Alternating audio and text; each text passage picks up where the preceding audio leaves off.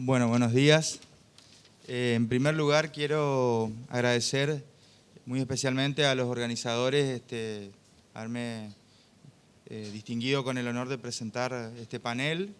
Mi nombre es Carlos Quiñones, soy gerente de la editorial de la Universidad Nacional del Nordeste, que está asentada en las ciudades de Corrientes y Resistencia, ¿no es cierto?, en la región NEA.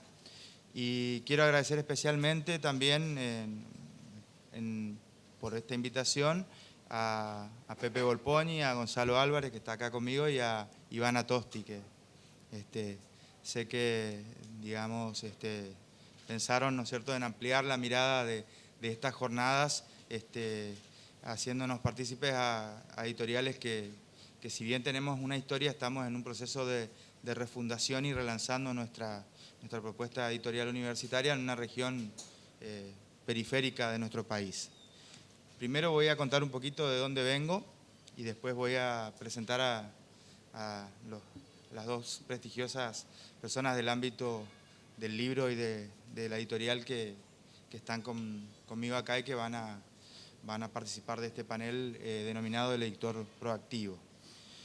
Bueno, yo vengo, como dije, de la región NEA. Nuestra universidad es una de las únicas universidades regionales que quedan en el país. Está asentada en las ciudades de Corrientes y Resistencia principalmente, pero abarca centros regionales y extensiones áuricas a lo largo de todas las provincias de Chaco y Corrientes y en otras localidades también del NEA. Es una región de frontera. Nuestra cultura está atravesada de diferentes cosmovisiones, las tradiciones de una provincia fundadora de la patria como Corrientes, con su criollismo teñido también con el idioma guaraní de los antepasados originarios. Y por otro lado, la conjunción de los idiomas del inmigrante y las culturas originarias del Gran Chaco y sus diferentes pueblos que todavía tienen manifestaciones muy importantes y que están en un proceso de rescate también destacado por parte de los ámbitos de la cultura y de la educación, en el caso de nuestra universidad, que tiene un programa destinado a los pueblos indígenas. Nuestra tierra ha dado grandes autores. Podría nombrar algunos que quizás los conocen a nivel nacional, otros quizás no tanto, como por ejemplo Francisco Madariaga, David Martínez y Martín Alvarenga en Corrientes. Y por el lado del Chaco, Aledo Meloni, Miguel Molfino, Mempo Giardinelli, por citar arbitrariamente solo algunos. Tenemos una potencialidad creativa potente e importante, pero también, desde el punto de vista de la universidad, una producción de conocimiento creciente que necesita ser divulgada. Estamos, como decía, en una región de frontera, con problemáticas ambientales, como el tema del acuífero guaraní, el tema de la deforestación del Gran Chaco y otras cuestiones que nuestros investigadores de la universidad han venido trabajando en los últimos años.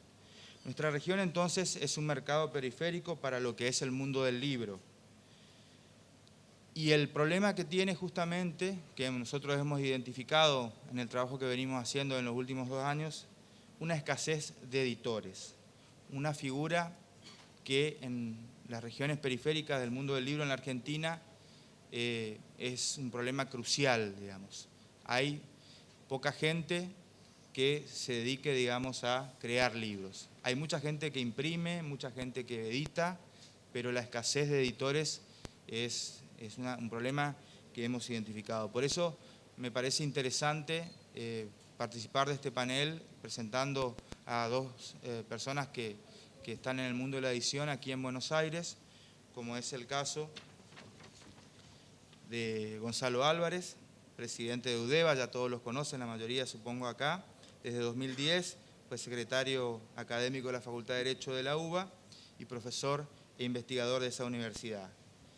Y a mi lado Alejandro Katz, que es también, creo que la mayoría de acá los conoce, crítico, ensayista, traductor, editor, colaborador en suplementos y revistas culturales dirigió la editorial del Fondo de Cultura Económica y actualmente está a cargo de CATS Editores. Así que bueno, los dejo entonces con Gonzalo, que va a iniciar este panel. Bueno, muchas gracias, Carlos.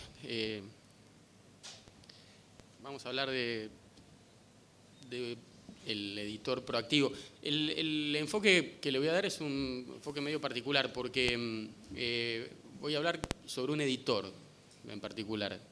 Así que le voy a hacer una entrada un poco histórica, pero entiendo que estoy hablando del tema de la convocatoria. Quiero hablar un poco sobre Arnaldo Orfila Reynal, un editor argentino que tuvo una importante intervención en la creación de la editorial que dirijo, la editorial de la Universidad de Buenos Aires, y creo que encarna de alguna forma este perfil de editor proactivo. Y en particular quiero detenerme en su intervención en el proceso de creación de Eudeva, que creo que es una buena muestra de esa proactividad. Y después algunas apreciaciones generales o algunas conclusiones más generales. Orfila Reynal, como les decía, es un editor argentino, es un editor realmente muy importante, tuvo un rol destacadísimo tanto en el Fondo de Cultura Económica de México como en la creación de Eudeva y en la creación de Siglo XXI. Uno podría decir que es el principal responsable, digamos, de haber hecho el Fondo de Cultura Económica la editorial latinoamericana en sus casi 20 años, ¿no?, de dirección. Tuvo una intervención clave, que es la que vamos a ver hoy, en la creación de Eudeva, y cuando lo echaron, la dictadura lo echó de la dirección del fondo, creó, y a los 60 y tantos años, creo que 64 años,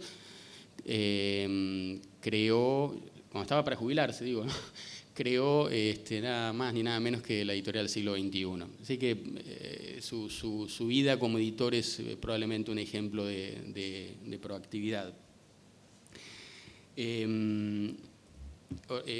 Orfila Reynal fue contratado por la Universidad de Buenos Aires en el año 1958 como consultor, digamos, para desarrollar el proyecto de editorial que Ricieri Frondizi quería llevar adelante. La UBA obviamente tenía un área, un departamento de publicaciones desde hacía décadas. De hecho, siempre lo tuvo, algún área dedicada a publicaciones desde los orígenes de la universidad en el siglo XIX.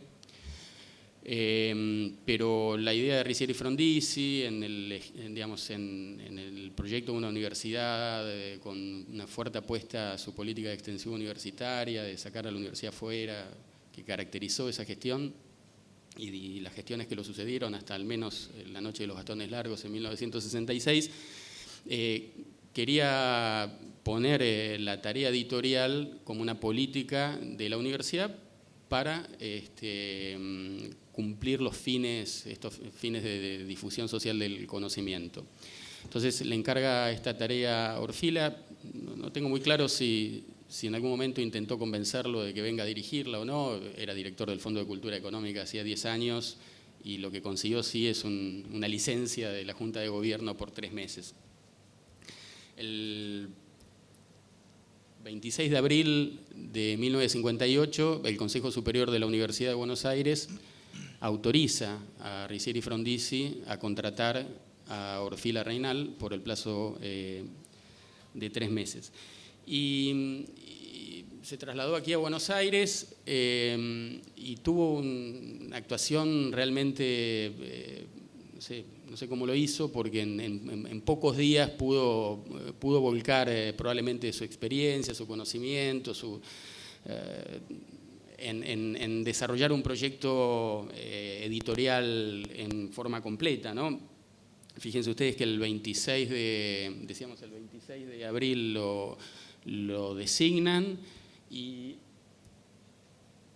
obviamente tomando en cuenta, el Consejo Superior tomó en cuenta los antecedentes de Orfila, que había dirigido, como decía, 10 años el Fondo de Cultura Económica en México. Un mes después, el 31 de mayo de ese mismo año, presenta su informe. Esta es la nota de presentación del informe. Es un informe, en realidad no se conocía mucho este informe porque de la única información que había del informe de Orfila Reynal era un acta del Consejo Superior cuando se aprueba el informe y se crea Eudeva, donde Ricieri Frondizi, en una carilla que el taquígrafo toma nota, da cuenta del informe de Orfila Reynal, pero ninguno de los historiadores hasta ahora de Eudeva había tenido acceso a ese expediente que estuvo perdido por 50 años y apareció el año pasado. Fueron 3 informes en realidad, uno de 19 páginas, creo que otro de 3 y otro memo de 8. Este primer informe, como les decía, lo presenta al mes de haberse instalado en Buenos Aires. Es muy interesante, ¿no? Porque es un informe donde desarrolla la estructura jurídica de la editorial, los planes de producción, la organización técnica administrativa y las bases económicas. Arranca, por supuesto, con toda una fundamentación de la pertinencia de la editorial universitaria, haciendo un análisis de cuál era el estado de situación de la edición en la ciudad de Buenos Aires. No era crear una editorial en cualquier ciudad, era crear una editorial en la ciudad de Buenos Aires que tenía un sector editorial fuerte. Entonces, cómo se justificaba un proyecto de creación de una editorial por parte de una universidad, cuál era el rol que tenía que tener en tal caso una editorial universitaria, y él lo dice con todas las letras, tiene que ser el rol propio de la universidad. Ese es el sentido de la editorial universitaria. O sea, y cuando pensamos desde Orfila y desde Ricieri Frondizi el rol de la universidad, nosotros que una editorial que sostenga las funciones de investigación, docencia y extensión universitaria, que va a estar muy claramente plasmado en este informe y lo que fue la primera gestión de la editorial. Aquí lo dice claramente, ¿no? La editorial tiene 2 posibilidades fundamentales, la de cumplir la didáctica, o sea, poner la editorial al servicio de producir los materiales de estudios para la enseñanza, o también dar a conocer las investigaciones y las tesis doctorales, y aparte la extensión cultural que la universidad ha proclamado en sus fines y desarrolla seguidamente estas características de la editorial universitaria. El informe continúa, es un informe muy amplio, continúa armando ya una propuesta editorial, o sea, eso lo traduce en una propuesta editorial concreta, con colecciones, con series. Fíjense ustedes, tiene la serie didáctica, teoría de investigación, extensión cultural y la serie americanista. El informe continúa con una organización técnica y administrativa, organigrama incluido, detalles de cada uno de los puestos. Hay algunos puestos que son curiosos, ¿no? Los del mecanógrafo y otros que eran propios de la técnica, de los avances tecnológicos de la época. Los aspectos comerciales, se detiene mucho en los aspectos comerciales de la editorial, con precisión. Por ejemplo, acá construye el escandalio para ver cómo va a ser el negocio, cuál es el precio adecuado, porque una de las ideas de Orfila es que algo novedoso, algo inédito, algo que a ninguno nos preocupa. Cómo el libro compite con la fotocopia, ¿no? Cómo compite con las guías de estudio, cómo poder hacer un libro accesible para los estudiantes y aparte, por supuesto, un libro que circule a un precio económico en los lectores generales fuera de la universidad. Entonces, hay cómo construir una ecuación en ese escandalio que permita sostener un proyecto editorial que no tiene finalidad de lucro, pero que tiene que sostenerse. Hace aquí un cuadro de financiación teórica de los primeros 7 años.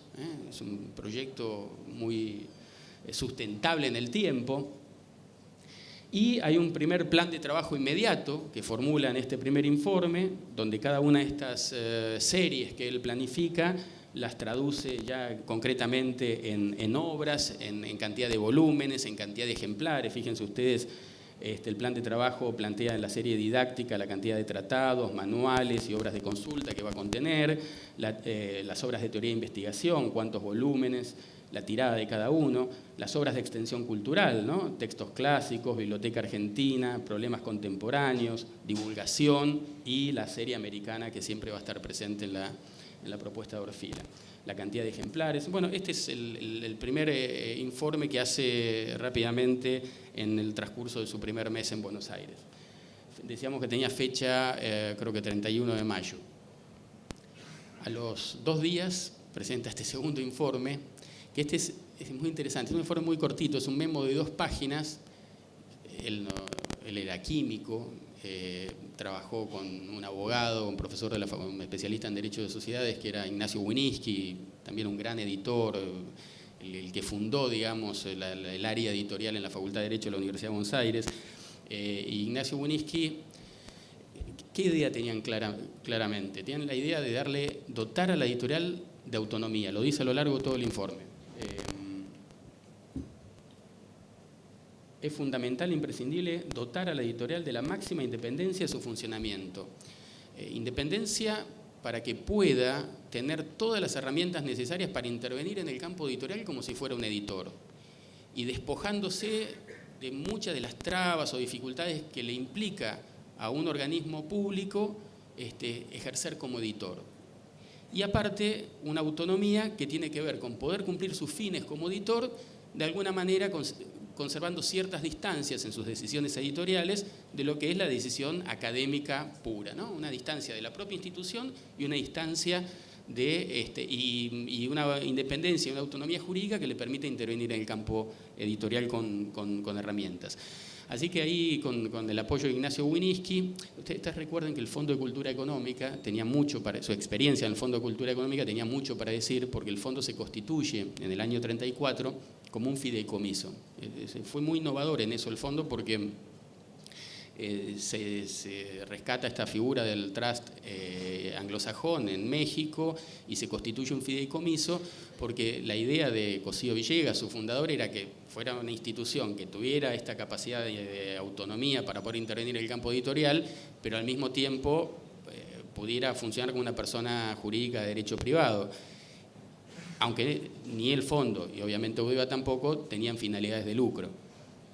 Entonces, ¿cómo traduce esta idea Wieniawski? Bueno, analiza los tipos societarios que había en la Argentina en ese entonces, y tenía un par de opciones: podía ser una sociedad del Estado o podía ser una sociedad de economía mixta, y precisamente porque querían dotarla de máxima autonomía, se inclinan porque sea una sociedad de economía mixta, porque de esta forma no estaba bajo la tutela jurídica del Poder Ejecutivo Nacional.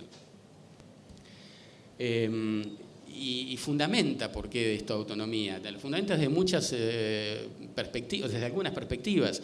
Entre ellas habla de lo que es la dificultad para gestionar una editorial desde un organismo público. Muchos de nosotros sabemos a veces de lo que se trata eso, ¿no? De entrar en la lógica de tener que contratar una imprenta o de consignar libros, o de plantear a veces a las administraciones que están acostumbradas a administrar una universidad las lógicas de funcionamiento de una editorial. Pero él también ahí lo señala, dice, a veces los libreros, y el público también en general, cuando ven un libro oficial, cuando ven un libro que tiene un sello institucional, le quita interés, o en tal caso le quita posibilidades de circular comercialmente, porque la gente piensa que es, de acceso libre, y en general los libreros no se ven muy atraídos a hacer circular esos libros. A los 2 días presenta su tercer y último informe, el 4 de junio, que es un informe muy interesante porque es el anteproyecto de plan de publicaciones, donde hace esa propuesta de series y colecciones, la traduce en 93 propuestas concretas de títulos o proyectos. Eso es muy interesante, ¿no? Ahí la mayor parte de esas propuestas solo tienen un título potencial, porque o tienen un autor posible, porque va a ser traducido de alguna obra que se piensa contratar en el extranjero, o se trata de obras a encargar, así sencillamente, obras a encargar. Se detecta áreas de vacancia para cada una de estas áreas y proyecta encargar obras a distintos autores. Fíjense, este es el memorándum. Arranca...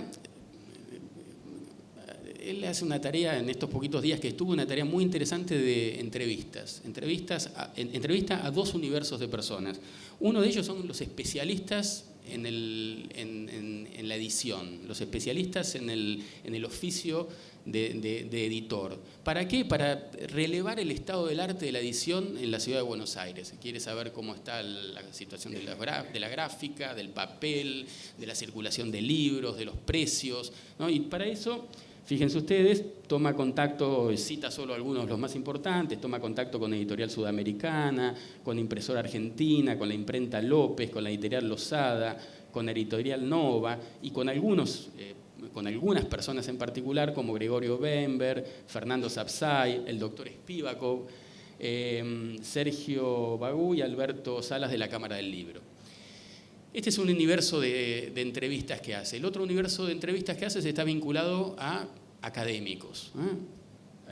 Es un segundo, el informe da cuenta de eso con detalle, no lo vamos a ver ahora, pero recorre las facultades de Filosofía y Letras, recorre todas las facultades y habla con los profesores. Habla con los profesores, le pregunta qué hay que editar, cuáles son las áreas de vacancia, cuáles son las debilidades, cuáles son las fortalezas, y a partir de eso, en estos 2 días, bueno, seguramente le llevó más de 2 días, ¿no?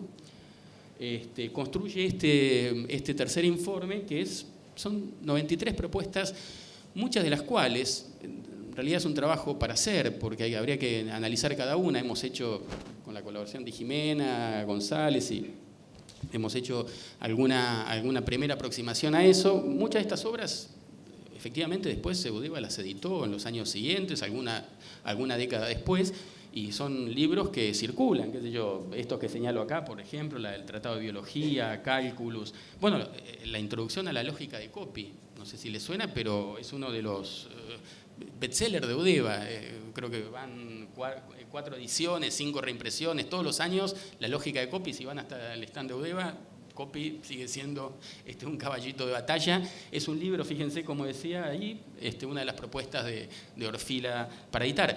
En otros casos, ahí ya estaba el libro, era una traducción que había que hacer.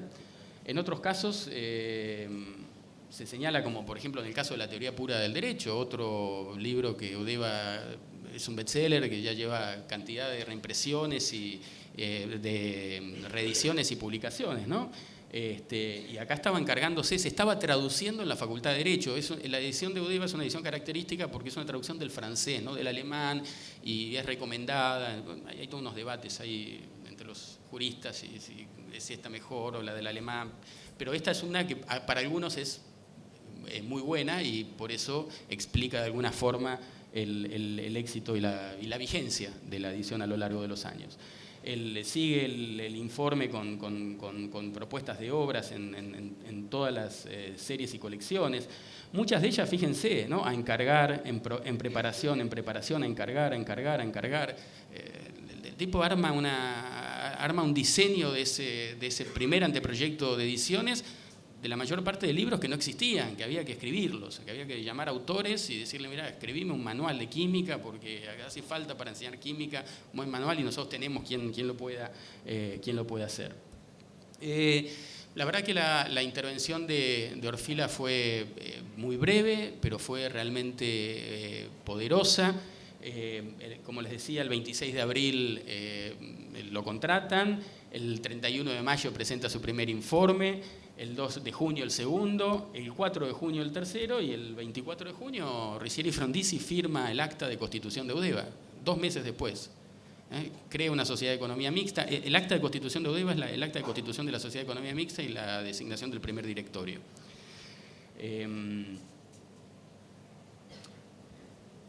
Creo que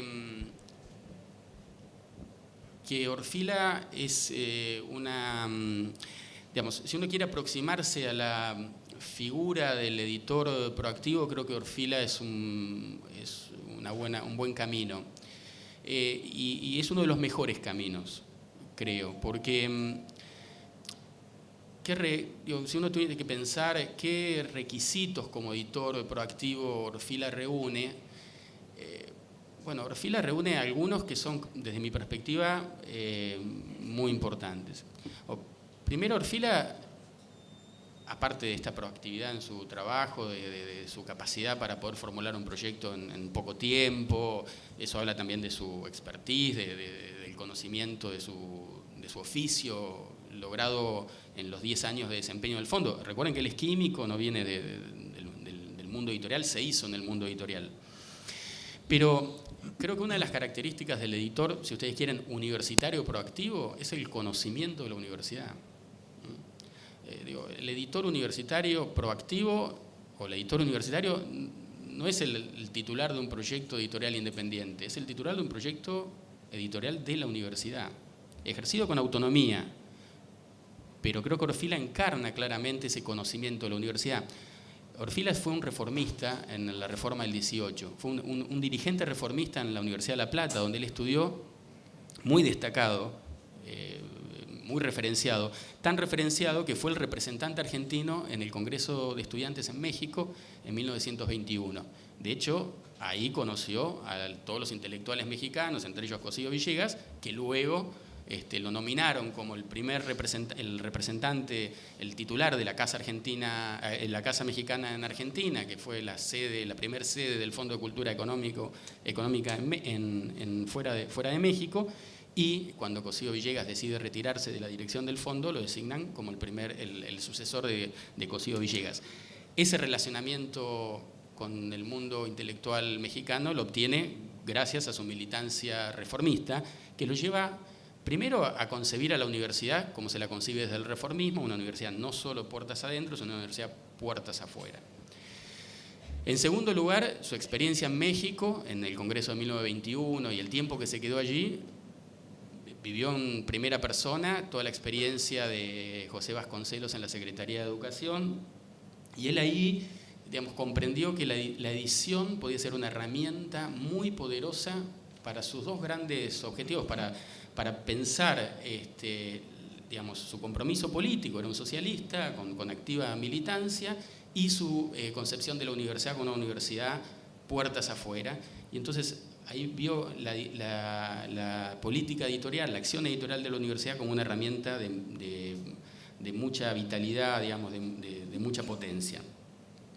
Entonces, primero, esta idea de conocer la universidad, ¿no? Uno no edita en forma descontextualizada, uno edita en el marco de un proyecto universitario con la autonomía del editor, pero sabiendo que uno edita para el cumplimiento de los fines y las funciones de la universidad, la investigación, la docencia y la extensión.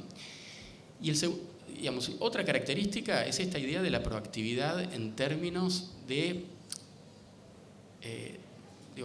salir más allá de ser un buen curador de contenidos. Está claro que uno podría imaginarse una tarea editorial, ¿no? del editor como un curador de contenidos, pero uno podría pensarlo ahí como un curador bancario, ¿no? Que está sentado en un mostrador y recibe manuscritos, recibe ofertas, recibe muchas propuestas, y con un ojo agudo, quizás con mucha calidad, con mucho olfato, con erudición, selecciona buenos manuscritos y hace grandes libros. Pero esta idea de Orfila como editor proactivo creo que reformula esta visión del editor y la lleva un paso más allá. Es un curador que no espera al recibir el manuscrito y que lo va a buscar, ¿no? Detectando áreas de vacancia, detectando qué autores no circulan en el medio local, qué corrientes de pensamiento no están suficientemente representadas en las publicaciones, esta cosa de en preparación, no quedarse a recibir. Y lo digo esto especialmente en un ámbito editorial, como es el ámbito editorial universitario, donde si hay cosas que nos faltan son manuscritos, ¿no? Si hay un problema que tenemos que enfrentar es la sobreabundancia de manuscritos, sobre todo si lo ponemos en términos de los cambios ocurridos en los últimos 20, 30 años en la carrera académica, de nuestros profesores e investigadores, donde producir trabajos que tengan un ISBN tiene un peso específico en la carrera académica notable, y esto genera presiones sobre los catálogos de las universidades. Entonces, tener esta idea digamos, ya es un problema tener que procesar toda esa información, poder salirnos de eso e ir más allá, ir seleccionando áreas de vacancia, es quizás probablemente uno de los desafíos. El informe muestra claramente que esa proactividad, esa proactividad puede venir del perfil erudito del editor, pero no era el caso de Orfila.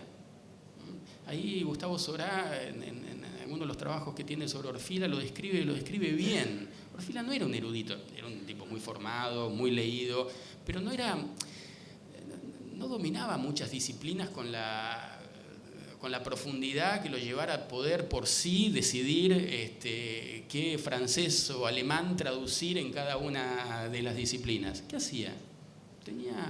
Era proactivo, como señalabas ayer, tenía una buena agenda, para decirlo en términos más actuales, buenos relacionamientos, sabía preguntar, sabía escuchar, sabía relevar información, ¿no? Esta idea de consultar.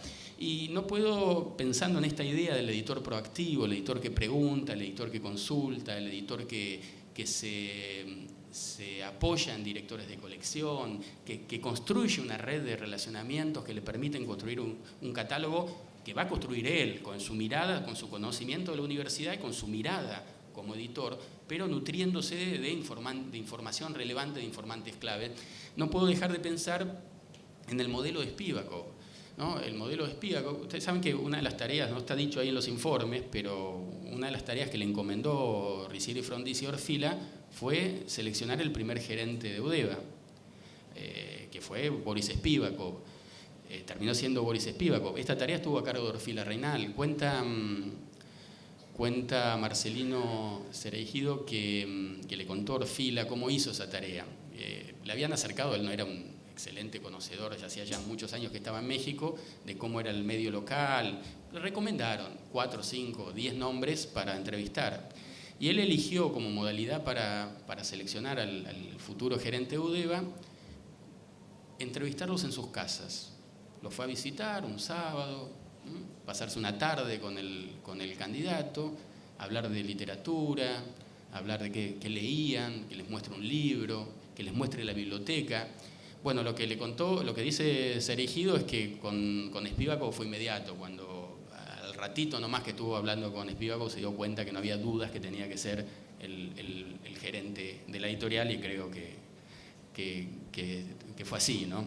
Y volviendo a Spivakov, le decía que una de las cosas que cuenta Spivakov y que contaba, por ejemplo, Aníbal Ford, es que era una de las tareas habituales en el equipo de trabajo de Spivakov, ¿no? Esta cosa de barrer sistemáticamente las facultades, barrer en las consultas, ir a entrevistarse con una enorme cantidad de profesores. De hecho, la contratación de Aníbal Ford tuvo que ver con esto. Cuando Aníbal Ford es contratado en UDEVA, que era un joven graduado, lo contrató para ir a entrevistar. Su trabajo era: los lunes te vas a Filosofía y Letras, los martes te vas a Derecho, los miércoles te vas...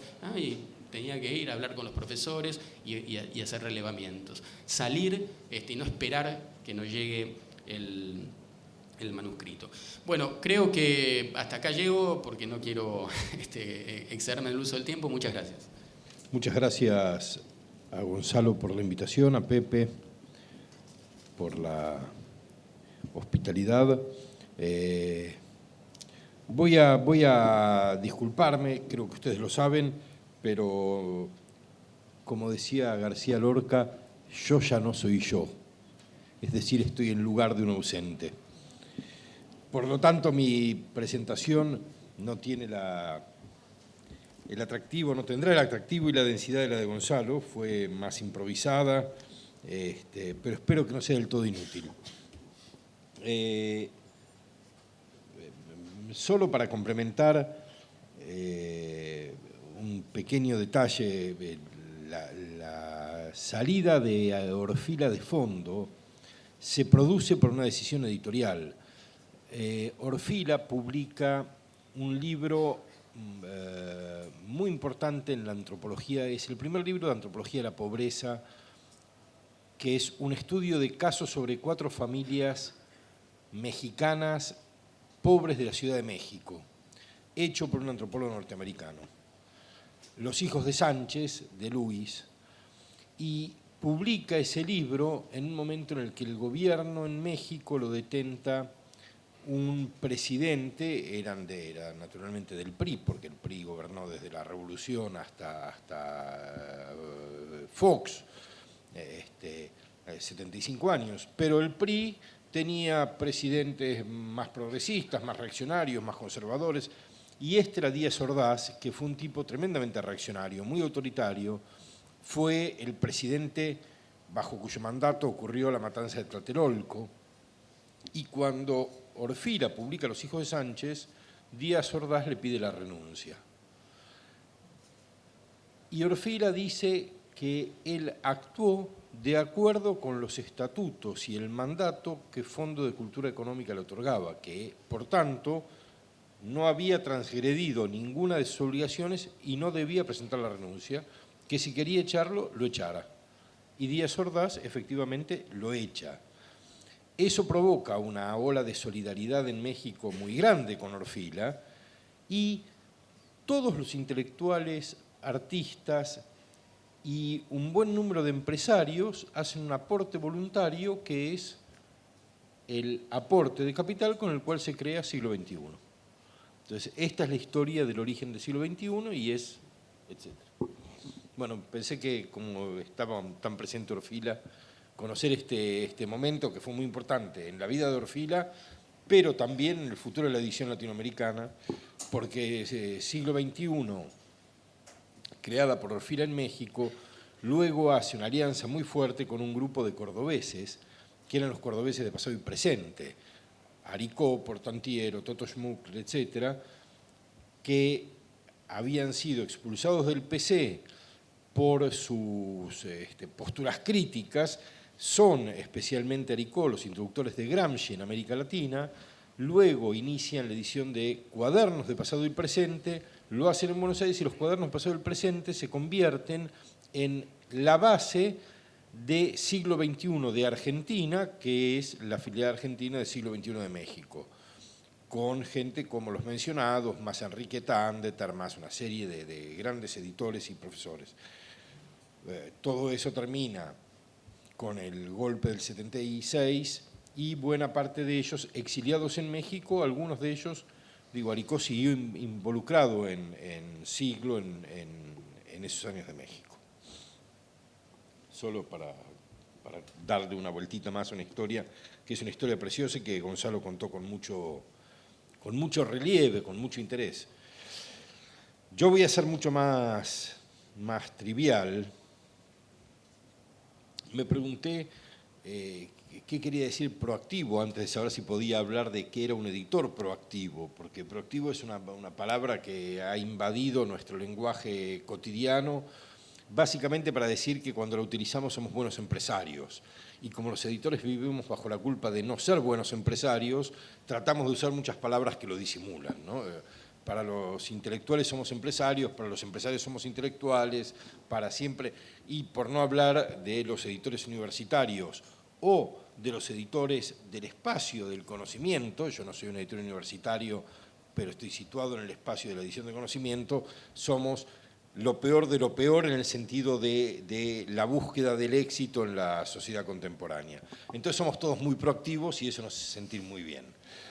Pero una cosa que me gustó del concepto de proactividad es que aprendí que es un concepto acuñado no por el marketing New Age de la gestión de empresas, sino por Viktor Frankl, un sobreviviente del nazismo, un gran psicólogo que hizo trabajos muy importantes sobre lo que hoy se conoce como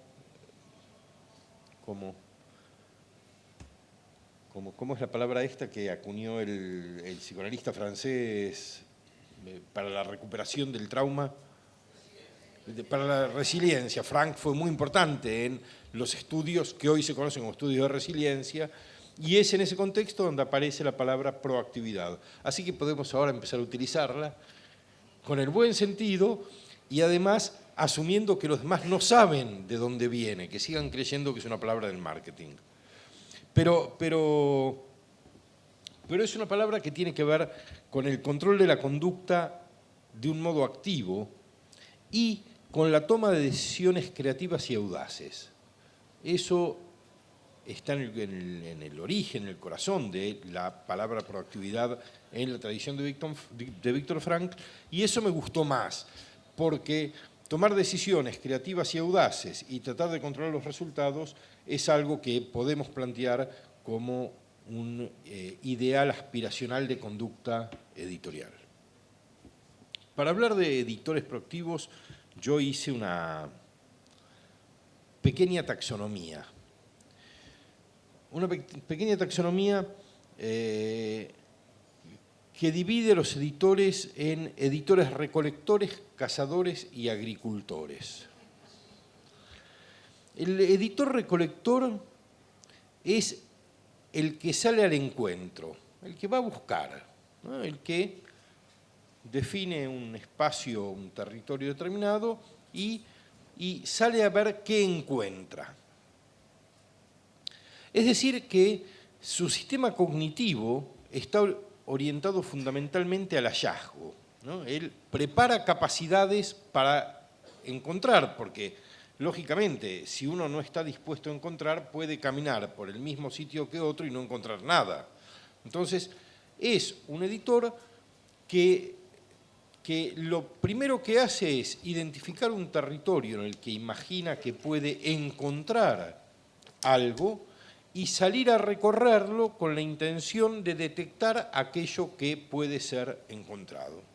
Ese es un editor ecléctico, porque el proceso de encontrar lo va a poner frente a alternativas poco coherentes entre sí, o no necesariamente coherentes entre sí.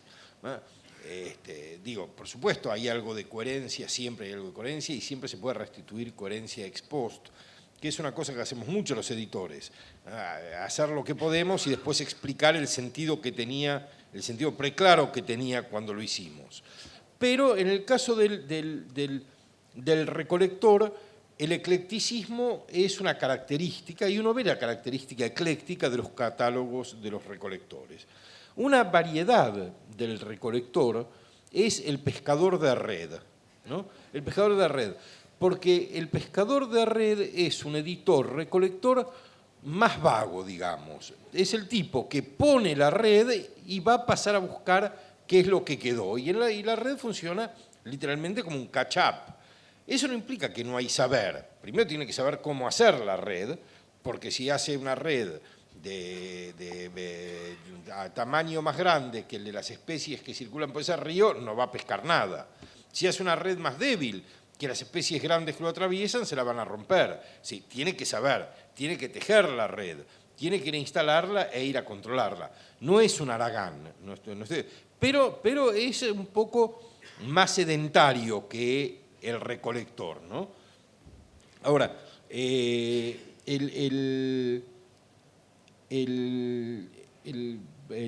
editor pescador es un tipo vivo, porque sabe qué hay en el río, ¿no? Entonces le deja al río hacer un proceso de selección previo al que él mismo va a hacer. Entonces tenemos ahí dos modelos de editores, diríamos, moderadamente proactivos, ¿no? El que sale a ver qué encuentra y el que sale a pescar lo que pasa. Tenemos después otro modelo de editor que es el cazador. El cazador, hay dos tipos de cazadores. El cazador en territorio ajeno, este es el que habitualmente llamamos el hijo de puta. Porque ¿quién es el cazador en territorio ajeno? Es el que mira el catálogo del competidor, descubre cuáles son los buenos autores en los que el otro invirtió y va con guita a comprarlos, ¿no? Esto es el cazador en territorio ajeno. Es un tipo muy frecuente de editor. Estamos acostumbrados a atribuirle algunos rasgos particulares, como por ejemplo que es transnacional y corporativo, pero eso nos confunde porque está lleno depredadores nacionales no corporativos que ponen cara de bueno, pero que ponen el puñal por la espalda. Entonces, el cazador, el predador en territorio ajeno, es un tipo del que nos tenemos que cuidar, es muy proactivo, está muy atento y salta en el momento menos pensado sobre la yugular del autor que más queríamos. Después está el cazador en territorio propio. Ese es el cazador. Orfila era un cazador en territorio propio, cuando mandaba las avanzadas de los observadores a las facultades a identificar presas, ¿no? Entonces mandaba a estos chicos más jovencitos, como Sergio Bagú, si no me equivoco, mencionaste, que después fue autor que había sido ya autor de fondo, después fue autor del siglo XXI, etc.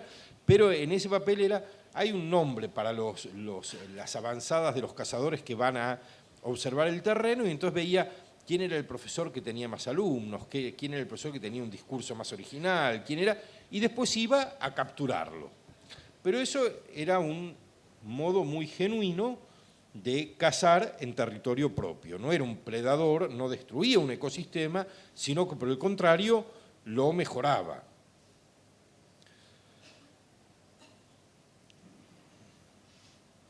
Hay que decir que el editor cazador, sea del modelo predador en territorio ajeno, o sea del que caza en el territorio propio y conserva su ecosistema, ambos incurren en altos costos para obtener la presa. En algún caso puede ser un costo económico, un anticipo caro para capturar una presa muy valiosa, pero siempre el acto de cazar implica un gran esfuerzo, mucha energía, muchos recursos puestos al servicio de rodear una presa, es decir, hay que, en el caso, vamos a tomar el caso del buen cazador de Orfila en Eudeva, no de Orfila, de Orfila y después Boris en Eudeva, digo, todo el trabajo de identificar la presa, de darle seguimiento, de encontrar el punto adecuado para cazarla, que no sea demasiado jovencita y tenga poca carne, ni esté demasiado vieja y sea demasiado dura. Digo, todo eso exige mucho trabajo de parte del editor cazador. Entonces es un editor que incurre en inversiones muy altas. Y luego, el editor agricultor. Por supuesto, vamos a ser todos más amigos del editor agricultor, vamos a pensar que es más noble, nos va a gustar más la figura, y creo que tenemos razón. El editor agricultor hace algunas cosas que son interesantes. Sectoriza su predio de cultivo, es decir, decide qué tipo de semillas va a plantar en cada zona. Eso es lo que uno llamaría diseñar colecciones. Decide qué tipo de semilla va.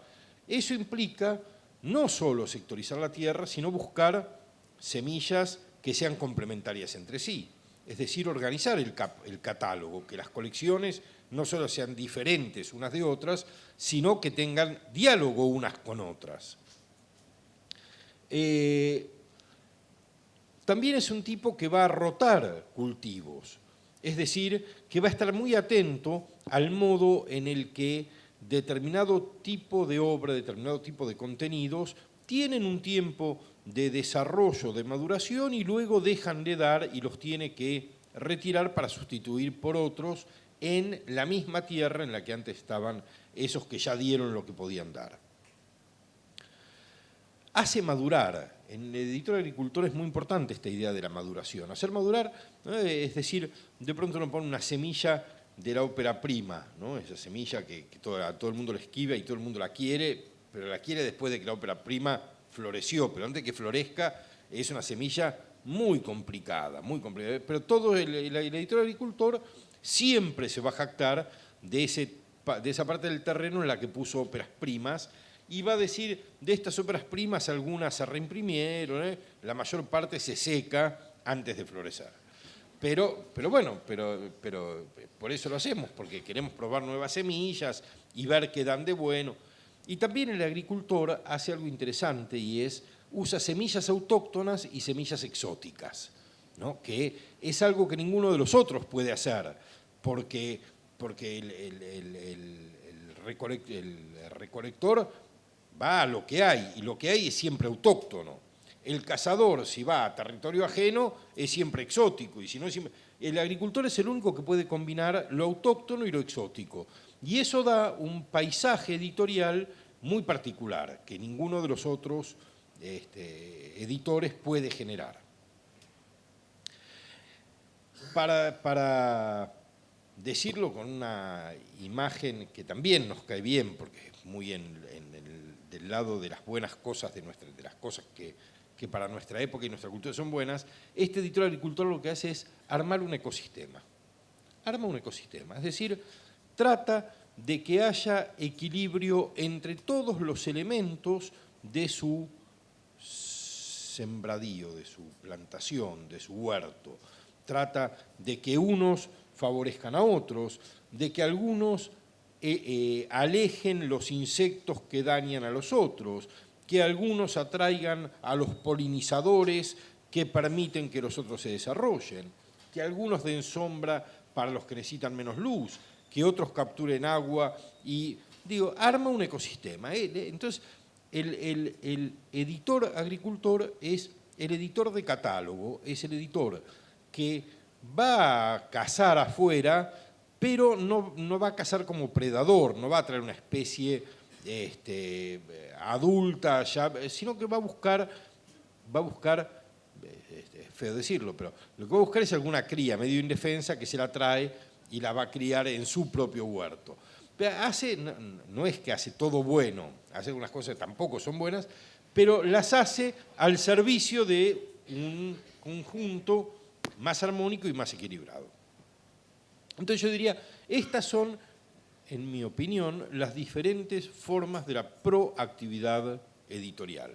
Por supuesto, podemos empezar a imaginar casos concretos, no de editores, porque vamos a quedar mal con mucha gente, pero de tipos de obras que hacen unos y otros editores, ¿no? Quiero decir, queda claro, por ejemplo, que el editor de bestseller, el que busca el bestseller, es un predador en territorio ajeno, es el tipo que va a buscar claramente a la presa más salvaje, más destacada del lugar, que más daño puede hacer, más carismática. Más daño quiere decir que va a desplazar más competidores en la librería, va a traer más visibilidad.